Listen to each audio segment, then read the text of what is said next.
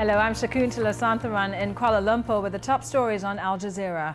The last U.S. combat brigade has left Iraq 7 years after the invasion. The 4th Stryker 2nd Infantry Division rolled across the border to Kuwait early on Thursday, effectively ending what the U.S. called Operation Iraqi Freedom.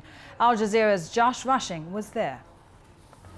These strikers are from the 4th Stryker 2nd Infantry Division. They've come down from Baghdad. 4,000 members in the brigade. It is the last combat brigade left in Iraq. Half of them flew home last week to Fort Lewis, Washington. The other half drove the Strykers 600 kilometers from Baghdad down here to Kuwait. They broke up into 4 groups. They did it in the darkness of night, and they did it 2 weeks before the Obama administration's deadline about August 31st, all to prevent possible attacks along the way. Tonight is the final night of 4 nights of them crossing the border.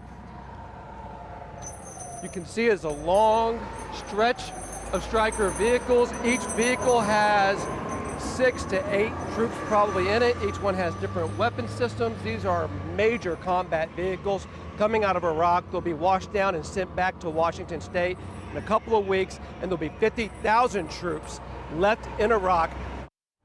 U.S. Secretary of State Hillary Clinton is expected to announce an increase in aid for Pakistan at a special meeting on Thursday of the UN General Assembly. The U.S. has already committed $90 million. The UN says it's received nearly half of the $460 million it needs for urgent relief work.